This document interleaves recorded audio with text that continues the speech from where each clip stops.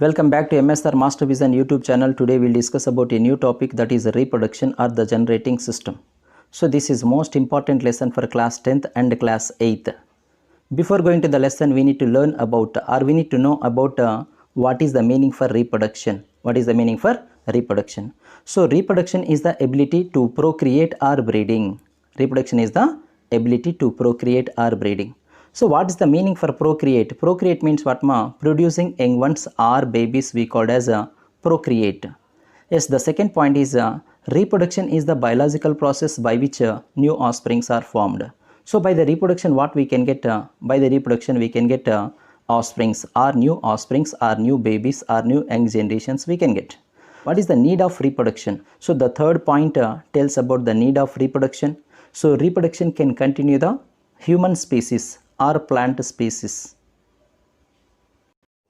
Yes, the parts which are present in the male reproductive system are a pair of testes, a pair of seminal ducts, a pair of vas deferentia, ejaculatory duct, epididymis, urethra, penis, scrotum.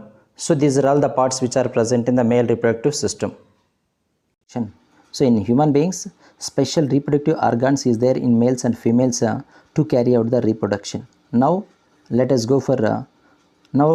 discuss about the parts which are present in the male reproductive system. So the first part name is testis. The first part name is testis. So in the male reproductive system, a pair of testis is there. In the male reproductive system, how many is there? How many testis is there? In the male reproductive system, a pair of testis is there. These testes which are outside the abdominal cavity. So these testes which are enclosed in a sac-like structure we call as scrotum. Inside the testis, coiled tube-like structures is there.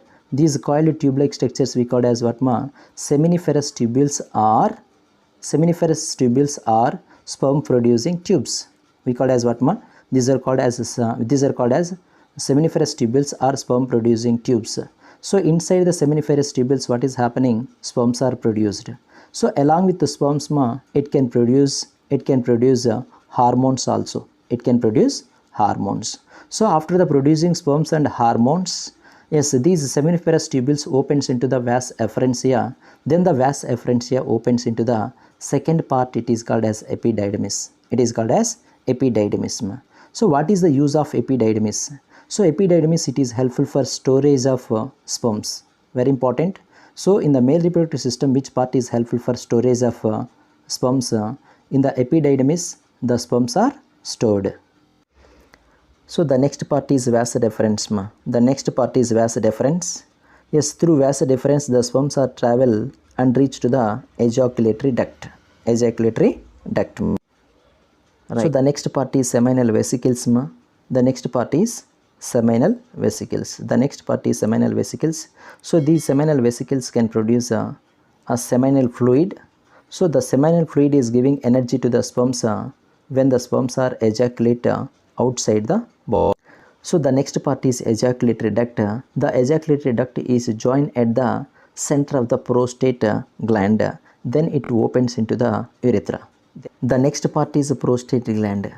So the prostate gland secretions are helpful for activate the sperms and also giving nutrients to the sperms. So prostate gland secretions are helpful for activate the sperms and also giving nutrients to the sperms. The next part is Cowper gland. Yes, the Cowper gland secretions are helpful for neutralizing the acidity and also helpful for lubricating urethra. In the male reproductive system, the next part is urethra. Yes, urethra, it is not only for passage of urine, it is also helpful for passage of sperms. So that is why, so urethra we call as what ma? Urinogenital duct. Yes, now we will discuss about the structure of sperm cell, children.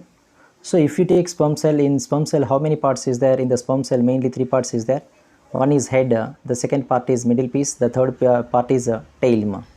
So if you take head in a head, the upper portion we call as what ma? In a head, the upper portion we call as acrosome. But here, what is the use of acrosome? Acrosome which is helpful for penetrating the sperm cell into the ovum. Next, in the middle of the head, Yes, nucleus is there. In the middle of the head, what is there, ma? Nucleus is there. So the nucleus fuses with ovum nucleus. So then the next part is middle piece, ma. So in the middle piece, what is there? Mitochondria is there. Mitochondria which is helpful for giving energy to the sperm cell. Giving energy to the sperm cell, ma. So both head and middle piece, it is joined by the neck, or we can say what, ma? It is called as a basal body. It is called as basal body. So the ending portion we called as what, ma? Tail. Tail is helpful for propel the sperm, or tail is helpful for movement of the sperm while joining sperm cell to the ovum. So this is about sperm cell. Yes, now let us see the parts and its functions in the male reproductive system. Yes, the first part name is testis. So testis, it is helpful for producing sperms and male sex hormones. Yes, the second part is epididymis. It is helpful for storage of sperms and also functional maturity of sperms. Yes, the third part is vas deferentia. It is helpful for conducting sperms to the urethra. Yes, the fourth part is sex accessory glands. Yes, it can produce seminal fluid that nourishes the sperms. Yes, then the next part is urethra. Urethra, it is helpful for conducting sperms to the outside. Yes, then the next part is penis. So penis, it is helpful for organ of copulation.